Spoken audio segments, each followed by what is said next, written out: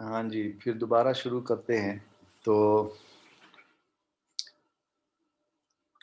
पिछला टॉपिक जो था वो था अनइन्फॉर्म्ड सर्चेस। अनइन्फॉर्म्ड सर्चेस में उसकी डेफिनेशन में हमने कहा था कि सिर्फ और सिर्फ प्रॉब्लम डेफिनेशन होती है। ये लिखा हुआ है कि सिर्फ प्रॉब्लम को डिफाइन करते हैं और डिफाइन करते हुए जो कुछ उसके अंदर देना है बस वही कुछ है। एक्स्ट्रा या एडिशनल इंफॉर्मेशन उसमें नहीं होती पिछली कैटेगरी में।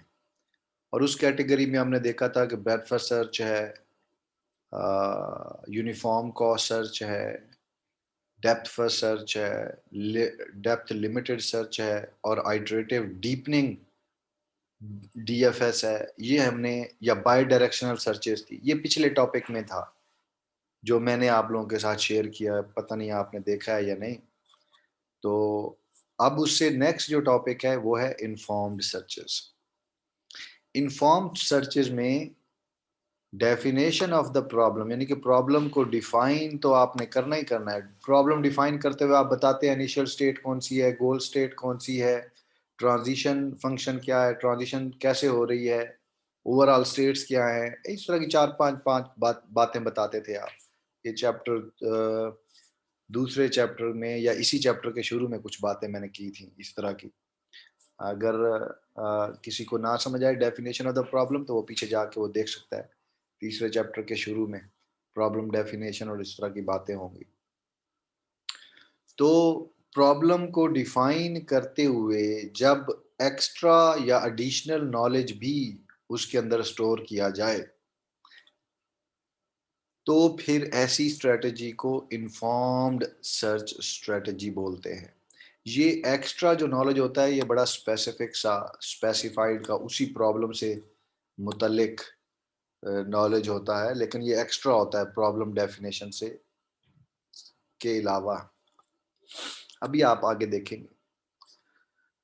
तो जब आप ये वाली कैटेगरी बनाते हैं, इन्फॉर्म्ड सर्च स्ट्रेटजी वाली जब ये कैटेगरी बनाते हैं तो ये आपको पिछली कैटेगरी जो कि अनइन्फॉर्म्ड स्ट्रेटजी थी उसकी बनिस्बत ये फिर आपको ज़्यादा अच्छे तरीके से या तेज़ी से, एफिशिएंटली से मुराद यहाँ तेज़ी है, स्पीडी, अच्छा भी कह लें आप, अच्छे और ज़्यादा तेज़ी से आपको ये सॉल्यूशंस देती है। अच्छा, इसके लिए इस कैटेगरी में ये जो ह्यूरिस्टिक सर्च स्ट्रेटजी है इसको नाम या इन्फॉर्म्ड सर्च स्ट्रेटजी भी इसको बोलते हैं। ह्यूरिस्टिक या इन्फॉर्म्ड एक ही बात। इस इन्फॉर्म्ड में या इस ह्यूरिस्टिक स्ट्रेटजी में बेसिकली एक ह्यूरिस्टिक फंक्शन बनाया जाता है। अब ह्यूरिस्टिक से मुराद मैंने कहा, मेरी आवाज आ रही है सबको? Yes sir. हाँ जी जी, सर आ रही। शुक्र है। तो ह्यूरिस्टिक से मुराद ये है, वैसे इसका मतलब अगर मैं उर्दू में कोई निकालूं तो जदीद फंक्शन, जदीद फार्मूला ऐसे कह लें। तो या इंग्लिश में इसका जो दूसरा पैरेलल वर्ड है वो फिर स्टेट ऑफ द आर्ट कह लें, या करंट ट्रेंड्स के मुताबिक, या जो जो हालिया जो चीज़ें चल रही हों उसके मुताबिक आप कोई चीज़ बनाते हैं। तो यूरिस्टिक फंक्शन इसके अंदर होता है, स्ट्रेटजी के अंदर, और वो बनाया जाता है। बाकी एल्गोरिदम फॉर एग्जांपल बीएफएस है वो वैसे ही होगा जैसे ब्रेथ फर्स्ट सर्च का एल्गोरिदम होता है, लेकिन कुछ चीज़ एक्स्ट्रा होगी। वो एक्स्ट्रा जो चीज़ होगी वो ह्यूरिस्टिक फंक्शन होगा, लेकिन बीएफएस अब इसके अंदर नहीं आएगा, इन्फॉर्म्ड सर्च स्ट्रेटजी में नहीं आएगा। इसके अपने एल्गोरिदम है। इसके अंदर आप पढ़ेंगे, जब आगे जाएंगे तो ग्रीडी सर्च पढ़ेंगे और ए स्टार पढ़ेंगे इसके अंदर, इन्फॉर्म्ड के अंदर। तो बहरहाल एक ह्यूरिस्टिक फंक्शन बनाया जाता है, उसको रिप्रेजेंट करेंगे आप, जो उसके लिए मैथमेटिकल नोटेशन यूज करेंगे वो आप एच ऑफ एन यूज करेंगे। यही ह्यूरिस्टिक का एच ले लिया गया और कुछ नहीं। आप इसको चेंज करना चाहे कर सकते हैं, आपकी मर्जी। अब एच ऑफ एन क्या है, एच ऑफ एन की डेफिनेशन या ह्यूरिस्टिक फंक्शन क्या है उसकी डेफिनेशन आपके सामने नजर आ रही है कि estimated cost of the cheapest path from the state at node n किसी कोई स्टेट है और वो किसी नोड के ऊपर है, आप अपने जहन में एक ग्राफ या एक ट्री को ले आए और उसके अंदर मुख्तलिफ स्टेट्स होती हैं या उसके अंदर मुख्तलिफ नोड्स होते हैं, तो फिर आप इस डेफिनेशन को समझेंगे। तो estimated cost of the cheapest path from the state at node n, किसी नोड या किसी के ऊपर कोई स्टेट है, वहां से गोल तक, वहां से गोल तक जो चीपेस्ट पाथ बनेगा, चीपेस्ट का मतलब जो सबसे चीपेस्ट, सबसे, अब मिनिमम निकाल रहे हैं तो सबसे मिनिमम, मैक्सिमम निकाल रहे हैं तो सबसे मैक्सिमम, एनी हाउ, तो जो सबसे चीपेस्ट पाथ होगा उसकी जो कॉस्ट होती है, एस्टिमेटेड कॉस्ट, उसको वो कहता है कि एच ऑफ एन कहा जाता है। ठीक हो गया। आगे किसी का कोई क्वेश्चन हो तो उसी वक्त बीच में मुझे काट के अपना क्वेश्चन करें। अच्छा, इसी तरह हम एक रोमानिया की एग्जांपल शुरू से लेकर चल रहे हैं जी। रोमानिया की एग्जांपल किसी के जहन में है कि रोमानियन एग्जांपल क्या है?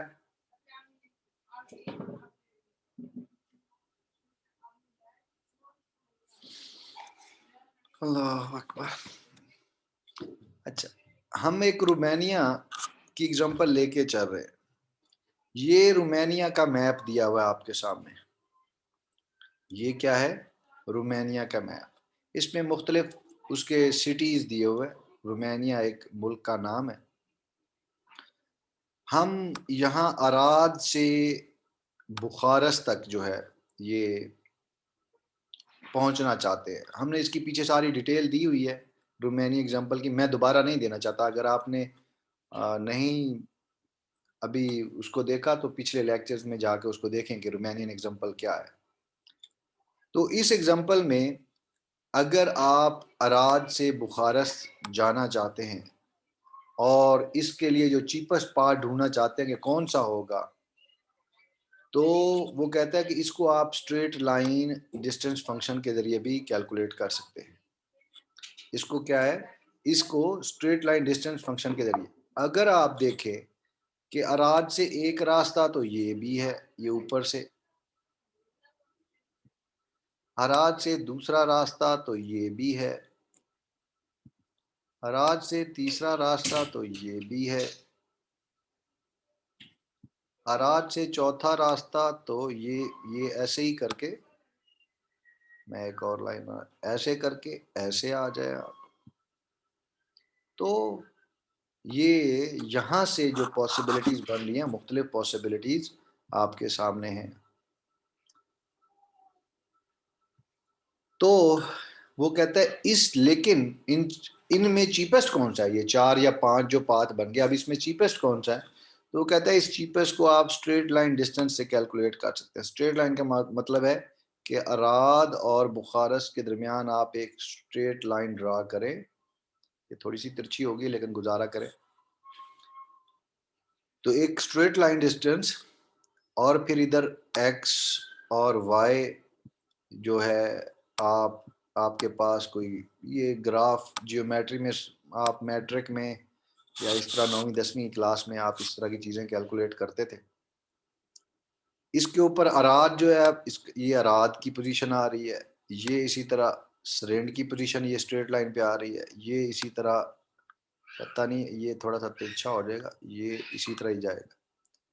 इसी तरह ये ल्यूगो जिसको यहाँ पे टच कर रहा है, ओरा डी इसको यहाँ पे टच कर रहा है स्ट्रेट लाइन को, ये यहाँ पे मुख्तलिफ, मैं सिर्फ कुछ को मैं रिप्रेजेंट कर देता हूँ।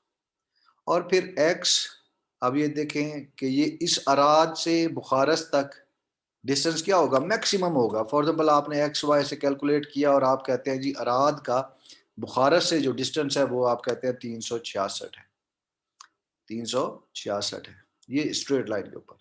इसी तरह फिर आप सिरिंड, ये जो ऊपर एक शहर है सिरिंड, इसका डिस्टेंस कितना होगा जी? ये वाला तो आपने कैलकुलेट करना है, ये भी प्लस ये जो वाई वाला पोर्शन है ये भी कुछ करेंगे तो कुछ ना कुछ वैल्यू आ जाएगी। ये आपने नहीं करनी, आपको ये गिवन होगी। अगर अगर प्रॉब्लम ये आपको आ जाता है तो ये आपको गिवन होगी। तो सिरिंड का ये, सॉरी, ये कैलकुलेटेड है 374, इधर टेबल में नजर आ रहा है। इसी तरह ओरा डी का ये आप इस तरह भी कैलकुलेट किया, वाई बी प्लस प्लस करके, ये ओरा डी जो है, ओरा डी का आपका पास 380 आ गया। और जब बुखारेस्ट पहुंच जाएंगे आप, तो आपका डिस्टेंस खत्म हो जाएगा, तो इसीलिए यहाँ पे आपको नजर आ रहा है 0। तो ये एक मैप दिया हुआ है रोमानिया का, और ये स्ट्रेट लाइन डिस्टेंस वैल्यू दी हुई है। एनी हाउ, मैं पीछे वापस आता हूँ अब इस आखिरी पॉइंट पे, जहाँ हम कह रहे हैं कि रोमानिया की जो एग्जांपल थी, उसमें आप अराज से बुखारस्त तक जाना चाहते हैं, तो वो जो चीपेस्ट पाथ होगा, उसमें 4-5 उसमें पाथ बन रहे थे, तो चीपेस्ट पाथ पता नहीं कौन सा है, तो वो उसका जो एस्टीमेट है, वो कहता है कि आप स्ट्रेट लाइन डिस्टेंस फंक्शन के जरिए कैलकुलेट कर सकते हैं। अब ये स्ट्रेट लाइन क्या थी, मैंने ऐसे ही आपको एक थोड़ा सा एक्सप्लेन करने की कोशिश की।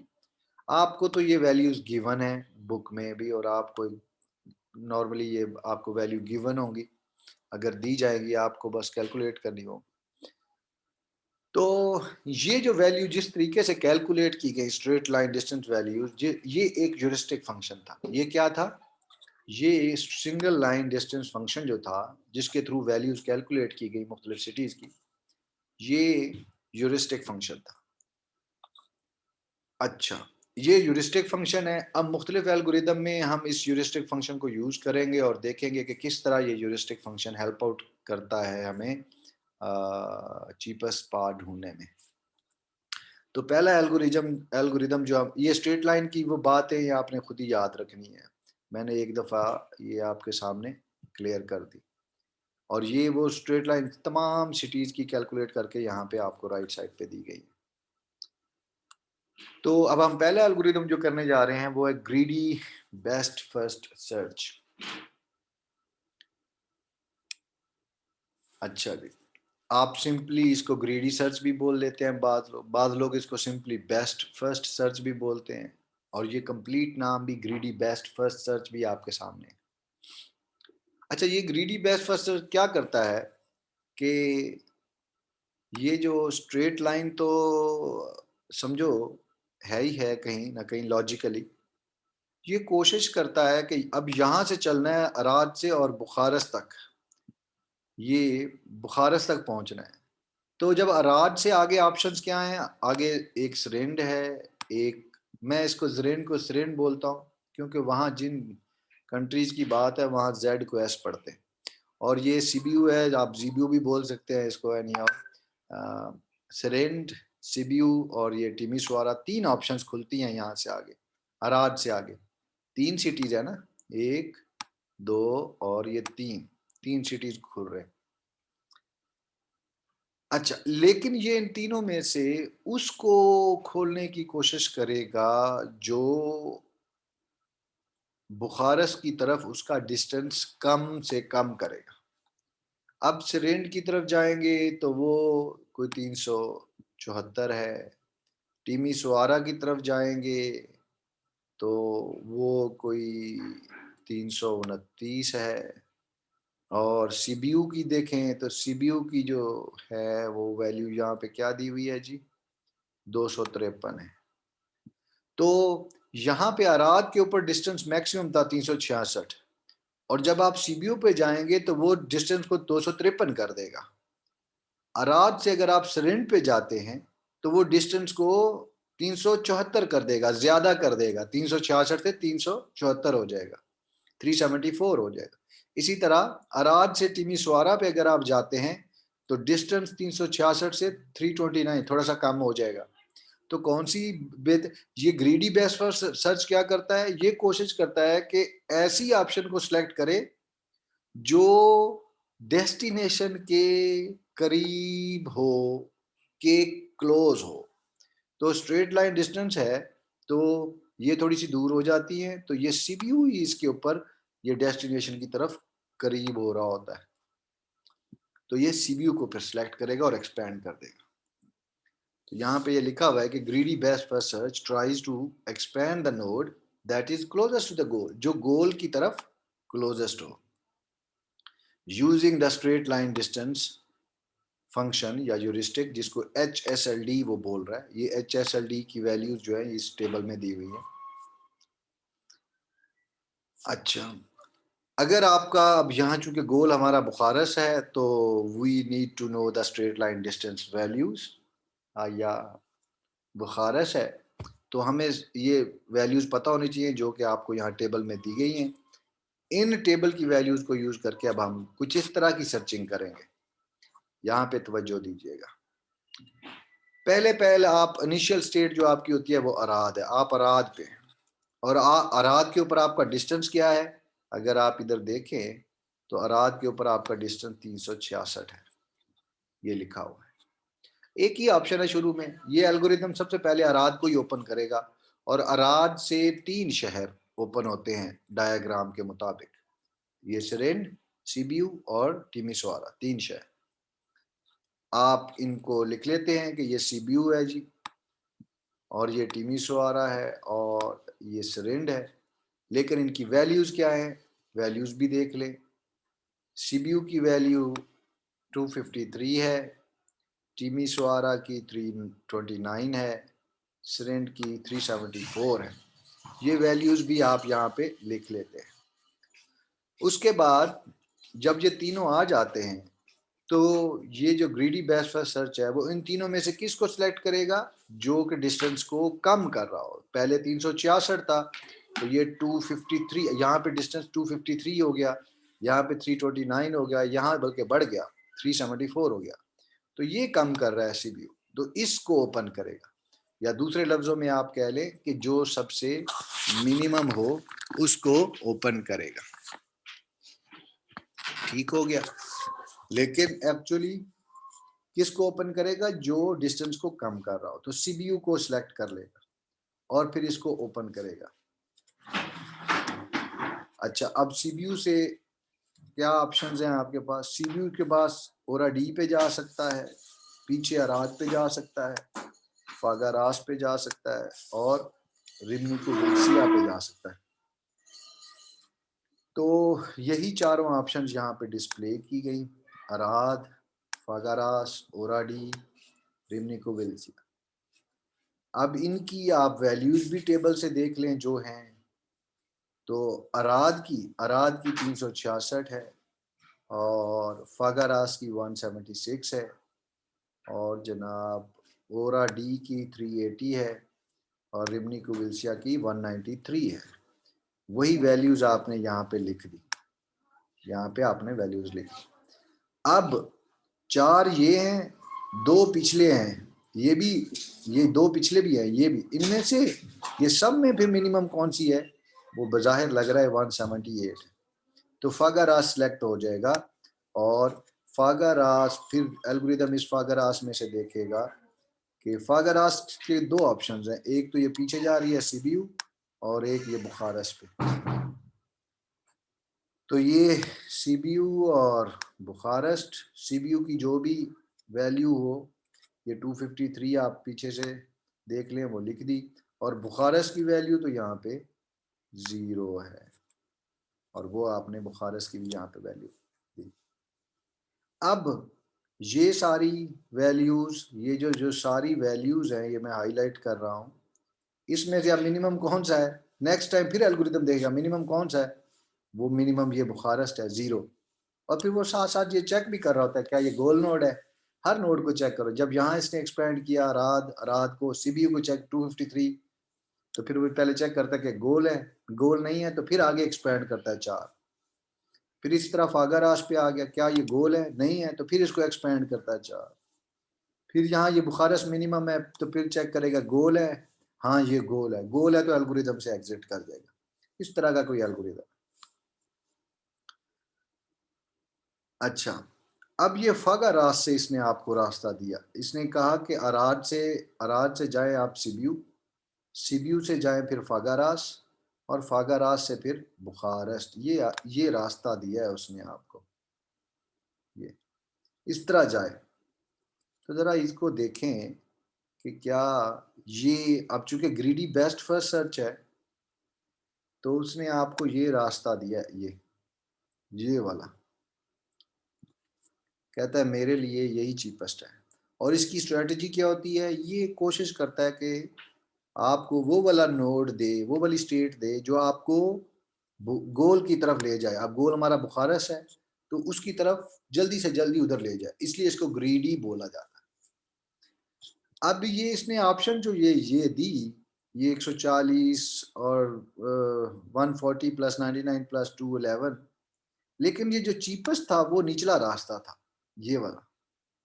ये कोई ये जो निचला रास्ता था ये 278 समथिंग बनता है, तो सम अप करें सबको तो, और ये ऊपर वाला जो है ये 310 समथिंग बनता है। तो चीपेस्ट तो ये निचला था, तो इसने हमें ऊपर वाला दिया है 310 वाला, जो कि ऑप्टिमल रिजल्ट नहीं है, जो कि बेस्ट रिजल्ट नहीं है। लेकिन जो उसकी अप्रोच है ग्रीडी वाली, उसके लिहाज से ठीक है। उसने हमें पहले सीबीयू दिया, फिर रिमनी क्यूबिल्सिया भी जरा दूर होता तो उसने हमें फागारास दिया और हमें सीधा सीधा बुखारस पे पहुंचा दिया। तो जिस तरह उसकी अप्रोच है उसके लिहाज से उसने ठीक काम किया, लेकिन इसने हमें ऑप्टिमल रिजल्ट नहीं दिया। तो यहाँ पे ये कुछ पॉइंट्स यही लिखे हुए हैं कि जो ग्रीडी बेस्ट फर्स्ट एल्गोरिदम है वो कैसे चलता है, उसकी प्रोग्रेस यूजिंग एसएलडी वो यहाँ पे दी हुई है। ऑप्टिमल नहीं है, क्योंकि जो ऑप्टिमल रास्ता था वो सीबीयू से फागरास टू बुखारस, जो इस रास्ता इसने हमें दिया, सीबीयू फागरास बुखारस, वो 32 किलोमीटर जो है ना वो लॉन्गर है अगर वो निचले रास्ते से, जो कि रिमनिकू विल्सिया और पटिस्टी से। ये वाला ऊपर वाला रास्ता 32 किलोमीटर कह लो आप, कि ये 32 किलोमीटर ज्यादा है ये इस निचले रास्ते से। आखिरी बहरहाल ये बातें ऑलमोस्ट हमारी डिस्कशन में हो गई। This shows that why the algorithm is called greedy. Algorithm को क्यों ग्रीडी बोलते हैं? At each step it tries to get as close to the goal as it can. तो आपने देखा कि ये पहले सीबीयू को करता है, सीबीयू के बाद रिमनी क्यूबिल्सिया को करने के बजाय वो इधर फागरास की तरफ चला जाता है, क्योंकि फागरास और करीब हो जाता है बुखारस की तरफ। तो ग्रीडी अप्रोच है इसकी। इसकी रिजल्ट अच्छा दिया है या नहीं दिया, अभी वो सवाल तो एक साइड पे, लेकिन अप्रोच जो इसकी है वो ग्रीडी है और इसने हमें अच्छा रिजल्ट नहीं दिया। अच्छा, ये इसका कोई एल्गोरिदम है, ग्रीडी बेस्ट फर्स्ट सर्च। अगर मैं यही एग्जांपल जहन में रखूं, ये जो आराज से, तो मैं इसी को अभी इसके ऊपर चलाने की कोशिश करूंगा। तो ग्राफ जी और starting node Arad, starting node आपका अराद है, ग्राफ है जी। कौन सा ग्राफ? ये वाला ग्राफ। ये वाला ग्राफ इसके अंदर चला गया समझो। Create an empty priority queue, एक क्यू बना लेंगे आप, और क्यू प्रायोरिटी क्यू है, और प्रायोरिटी क्यू इसलिए है कि उसमें से प्रायोरिटी किसकी होगी? जो मिनिमम होगा, वो जो सबसे स्मॉलेस्ट होगा, जिसकी वैल्यू उसको हम कोई निकालेंगे, उसमें से पॉप अप करेंगे, या आप कह लें उसमें से रिमूव करेंगे, जो भी कहना चाहते हैं कह लें। तो प्रायोरिटी क्यू आपने बनाई एक, और उसका नाम आपने पी क्यू रख दिया।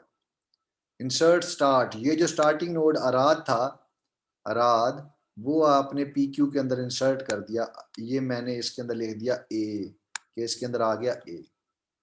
अब ये तीसरा स्टेप है, until priority queue is empty, जब तक ये क्यू एम्प्टी ना हो जाए ये लूप चलता रहेगा, जब तक ये एम्प्टी ना हो जाए। अब प्रायोरिटी क्यू एम्प्टी है? नहीं, उसके अंदर तो अराद है, तो अभी है, एम्प्टी नहीं हुई। तो until priority queue is empty, ये लूप चलता रहेगा। तो जब तक उस क्यू के अंदर कुछ है तो ये लूप ट्रू रहेगा और ये चलता रहेगा। जब एम्प्टी होगा तो ये आप इस स्टेप 3 से बाहर निकल के यहाँ एंड प्रोसीजर के ऊपर आएंगे।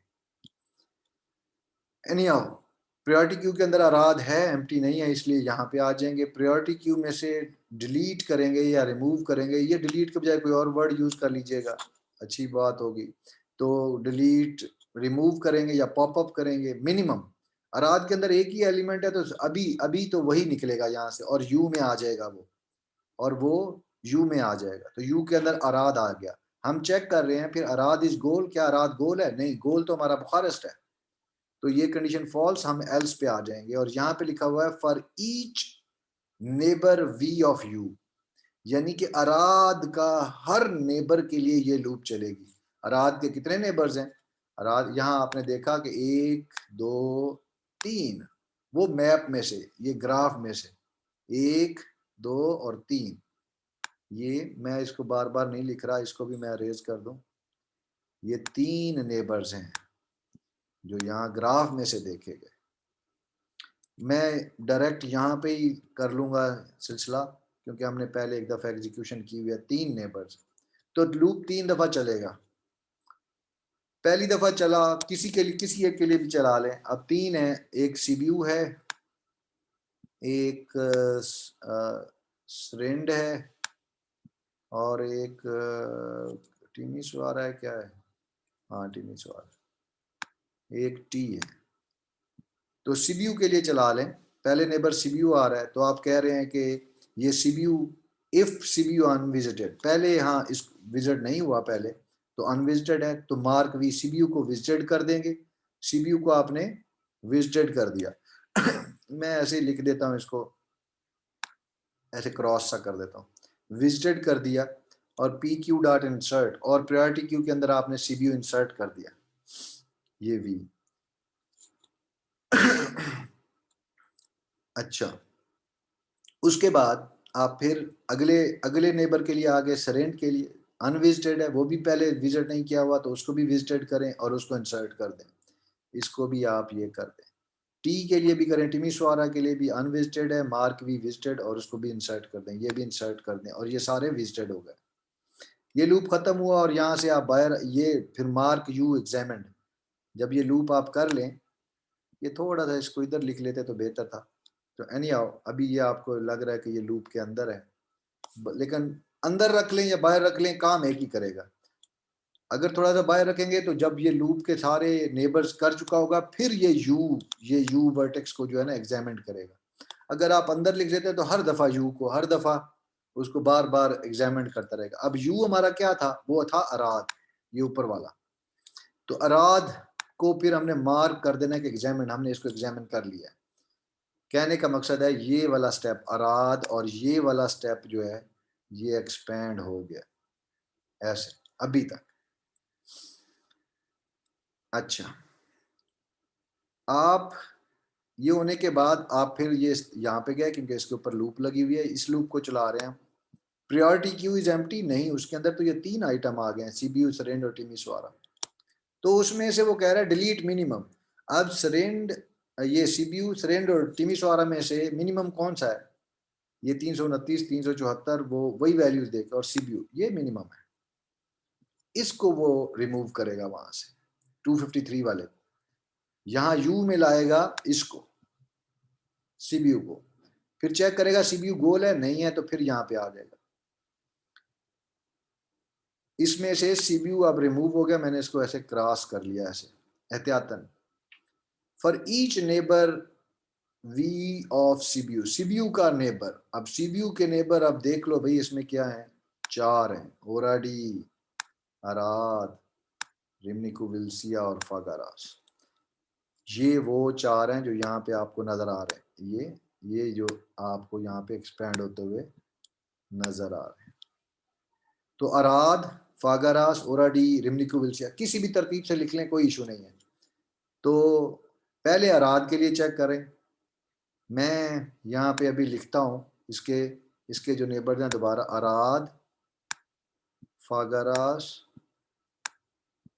रिमनिकू, विल्सिया, आरवी, और एक और कौन सा था, ओराडी और ओराडीओ, ये 4 नेबर्स। तो अराद के लिए चेक हो रहा है कि अराद अनविजिटेड, अराद पहले हमने कहीं मार्क नहीं, अनविजिटेड, अनविजिटेड ही है समझो। तो आप बेशक, क्यों कोड में नहीं लिखा हुआ, करना चाहें तो कर लें, बेसिकली वो विजिट हो चुका है पहले, लेकिन छोटी मोटी कमियां तो हर कोड में होती हैं। तो ये कोड जहाँ से लिया गया, ये उसका लिंक दिया है आपको, वाशिंगटन यूनिवर्सिटी का जो भी है। तो एनी हाउ, तो अराद जो है वो, अगर ये अनविजिटेड, हाँ अनविजिटेड, तो इसको विजिटेड मार्क करें और इसमें इंसर्ट कर दें। चलो इंसर्ट कर दिया, ये मैंने क्रॉस कर दिया। फिर फागरास अनविजिटेड, इसको, हाँ पहली दफा आ रहा है तो अनविजिटेड ही है, तो विजिटेड किया और इसको इंसर्ट कर दिया। आरवी को भी विजिटेड किया, इंसर्ट कर दिया। ओराडी को भी विजिटेड किया, इंसर्ट कर दिया। ये लूप खत्म, और यू को एग्जामिन कर दिया। यू मेरा क्या था, मेरा यू दोबारा जो अब मैं लेके आ रहा हूँ वो सीबीयू के साथ लेके आ रहा हूँ, मुझे यहाँ लिखना चाहिए था, चलो यहाँ मैंने क्रॉस कर दिया, सीबीयू के साथ लिखना चाहिए। यहाँ से आप बाहर निकल गए और फिर यहाँ पे आए ऊपर, और प्रायोरिटी क्यू में से अब आप रिमूव करने जा रहे हैं। फिर ये सीबीयू तो हो गया, बाकी ये सारे जो दिए हुए जो मैंने यहाँ पे ये ऐसे सॉरी क्रॉस से किए हुए हैं, इसको मैं दोबारा अच्छे तरीके से कर लूँ, ये मुझे दोबारा लिखने पड़ जाएंगे। ये सरेन टिमिसवारा ये फलां फलां 5-6, इनमें से अब आप चेक करना कि मिनिमम कौन सा। कहने का मकसद है ये 4 और पीछे ये 2 भी थे, इनमें से मिनिमम क्या है, फागारास है, ये वाला मिनिमम फागारास मिनिमम है 176। तो ये फागारास जो है इसमें से आपका इसमें से पॉप हो जाएगा, उसको यू बनाएंगे। ये फागारास गोल है नहीं है, यहाँ पे आए फागारास के दो ही वो हैं, एक पीछे सीबीयू और दूसरा बुखारेस्ट, दो ही नेबर हैं। तो पहले वो चेक करेगा कि सीबीयू अनविजिटेड, ये सीबीयू तो पहले ही हमने विजिट किया हुआ है, तो चलें इसको रहने, यानी कि पहले ही विजिट किया हुआ है तो इसको मार्क, इसको उसके लिए ये चलेगा ही नहीं, ये यहाँ चेक होगा इफ सीबीयू अनविजिटेड, नहीं वो तो विजिटेड है, तो वो छोड़ के अगले नेबर पर चेक करेगा। तो ये बेसिकली इसके लिए इसको जगह ही नहीं मिलेगी यहाँ पे, ये इंसर्ट ही नहीं होगा प्रायोरिटी क्यू के अंदर। फिर अगला नेबर जो बुखारेस्ट है उसके लिए आएगा, और बुखारेस्ट अनविजिटेड, हाँ अनविजिटेड, तो इसको विजिटेड मार्क करेगा और इसको इंसर्ट कर देगा। इंसर्ट कर दिया मैंने, क्रॉस इसलिए कर दिया कि ये क्यू के अंदर ही खड़ा है, और फिर ये लूप से बाहर निकलेगा। और यू आपका क्या था, फगा रास्ता, एग्जामिन्ड उसको करके आप बाहर आते हैं यहाँ पे ऊपर प्रायोरिटी क्यू में। अच्छा, फिर अब यहां से अब आप मिनिमम निकालेंगे। देखें जी, ये फागारास हो गया, ये अब ये सारा ये वाला और ये अभी आपके जो क्यू में पड़े हैं ये वाले नोड पड़े हैं, ये जो आउटलाइन या सर्कल्ड हैं, जो ये वाले नहीं, जो बिल्कुल अंदर से भी फील्ड है वो वाले नहीं, जो अंदर से अनफील्ड वाले। तो ये जो मैंने हाईलाइट किए, इसमें से अब मिनिमम कौन सा सिलेक्ट होगा, ये बुखारेस्ट सिलेक्ट होगा जीरो के साथ, जीरो वैल्यू के साथ। तो बुखारस मिनिमम सिलेक्ट होगा, यू में आएगा बुखारस, यहाँ चेक होगा बुखारस इज ए गोल, यस गोल, तो एग्जिट हो जाएगा, आप एल्गोरिदम से बाहर हो जाए, एल्गोरिदम से बाहर हो जाए। जो ही बाहर एग्जिट होगा तो बस प्रोसीजर एंड, आप गोल पहुंच चुके हैं। तो इस तरह करके ये इसकी यहाँ पे एग्जीक्यूशन देख लें या वैसे डायरेक्टली यहाँ से देख लें, दोनों तरीकों से मैंने आपके सामने एक्सप्लेन कर दी। अच्छा, अब यहाँ पे देखिए, ये 4 चीजें आपने फिर बतानी है इसकी, जो हम पीछे से हमारा ट्रेंड चल रहा है। कंप्लीटनेस बतानी है, टाइम कॉम्प्लेक्सिटी, स्पेस कॉम्प्लेक्सिटी और ऑप्टिमैलिटी। तो कंप्लीटनेस क्या होती है कि अगर कोई सोल्यूशन एग्जिस्ट करता है प्रॉब्लम का, तो आपका एल्गोरिदम उस सोल्यूशन को ढूंढ कर लाए। तो ग्रीडी सर्च इस ये क्या सोल्यूशन ले आता है, सोल्यूशन तो ले आता है, लेकिन उसने कोई बेस्ट पॉसिबल आपको सोल्यूशन नहीं दिया। एक और इसमें ये चीज है कि अगर लूप्स हों, यहाँ पे भी अराद और ये सीबीयू अराद, वैसे तो ये दोबारा अराद आ गया है लूप, लेकिन ये इसके ऊपर जाएगा नहीं, क्योंकि ये मैक्सिमम वैल्यू यहीं पे ही है। मिनिमम सेलेक्ट करेगा तो इसको तो सिलेक्ट करेगा ही नहीं। लेकिन एक और बात, अगर ये लूप यहाँ पे हो, अगर आप लासी से ये फागारास, इसको मैं क्लियर करके फिर समझाता हूँ। अगर आप लासी से फागारास आना चाहते हैं तो लासी से ओपन करेगा ये नीम्ड, लासी से ऑप्शन होंगी ये, और ये दो ऑप्शन हैं आपके पास। तो ये 87 मिनिमम है, लासी से 87 मिनिमम है, इसको ओपन कर देगा नीम्ड। अच्छा, नीम्ड ओपन हो गया। अब उसके बाद ये इसने ओपन तो कर दिया, उसके बाद अब नीम्ड पे हैं, नीम्ड से कहाँ जाएंगे, नीम्ड से वापस आप लासी पे आएंगे, और इसी तरह लासी से फिर दोबारा ओपन करेंगे तो यही मिनिमम होगा, ये इधर ही, और आपका ये एक किस्म का लूप चल जाएगा। तो अगर आपके लूप्स हों आपके ग्राफ में, जैसे ये लासी नीम्ड, तो फिर ये आपको सोल्यूशन नहीं देता। और अगर आप लासी से फागारास पहुंचना चाहते हैं तो फिर आपको ये लूप्स ख़त्म करने पड़ेंगे किसी तरह। आपको ये जो इन्फिनिट सिचुएशन बन जाती है, इसको फाइनाइट बनाने की ज़रूरत है। और अगर आप फाइनाइट बना लेते हैं और उसमें ये जो रिपीटेड स्टेट्स है, इसको ख़त्म कर लेते हैं, यानी कि उसको ट्री सर्च से उसको ग्राफ सर्च बना लेते हैं। पीछे दो आपने टॉपिक पढ़े हैं, ट्री सर्च और ग्राफ सर्च। ट्री सर्च में रिपीटेशन होती है, ग्राफ सर्च में नहीं होती। जिसको समझ ना आए वो पीछे जाके थोड़ा सा देख सकता है। तो अगर आप इसको ग्राफ सर्च में कन्वर्ट कर दें तो फिर ये कंप्लीट हो जाता है, अदरवाइज ये नो है। टाइम कम्प्लेक्सिटी इसकी ऑर्डर ऑफ BM, ये वही का टाइम कम्प्लेक्सिटी है जो यूनिफॉर्म कास्ट सर्च की थी, क्योंकि इसने कास्ट के लिहाज से चलना है। इसकी ऑर्डर ऑफ BD नहीं लिख सकते हम। मैंने उस वक्त भी एक्सप्लेन किया था, मजीद वहां जाके कर लें। D था depth of the least cost solution, और M है डेप्थ ऑफ द जो आपकी स्टेट स्पेस है उसकी, maximum depth of the state space, maximum depth of the tree आप बोल लें। तो मैं इसको D नहीं कर सकता। ये बात मैंने उस वक्त क्लियर की हुई है जब आपने यूनिफॉर्म कास्ट सर्च पढ़ा था। तो ज्यादा डिटेल में जाना है तो फिर वो उस लेक्चर को जाके देख लें, क्योंकि इसकी बातें वैसी ही हैं। तो टाइम कम्प्लेक्सिटी इसकी फिर, चूंकि कॉस्ट के हिसाब से ट्री कहीं भी जा सकती है, कोई इसका पैटर्न नहीं होगा, तो इसलिए फिर ऑर्डर ऑफ BM इसकी कम्प्लेक्सिटी है।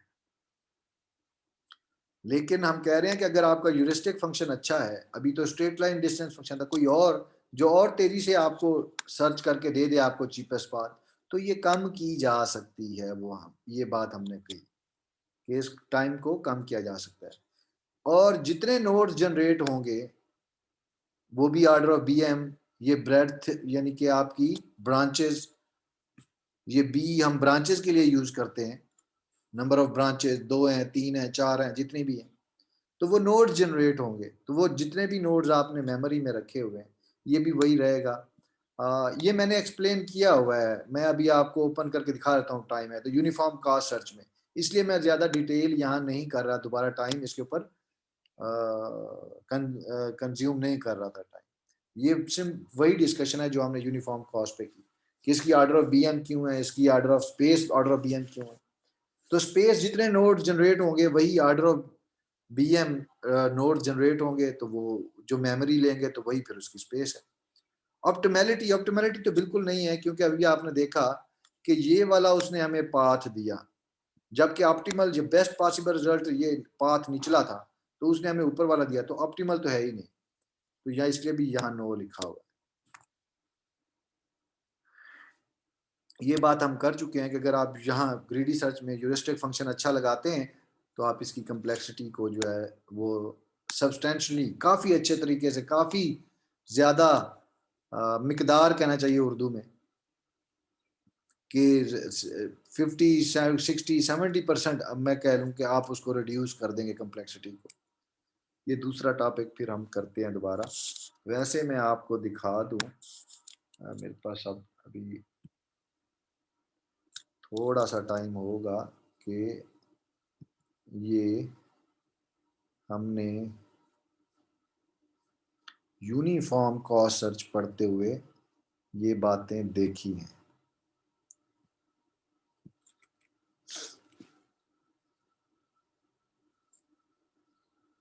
एक मिनट,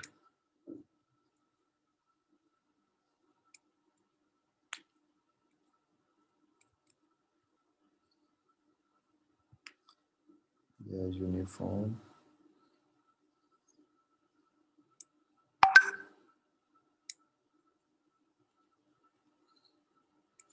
यहाँ थोड़ा सा डेप्थ फर्स्ट पे देख लें, यहाँ देख लें, यहाँ पे भी हम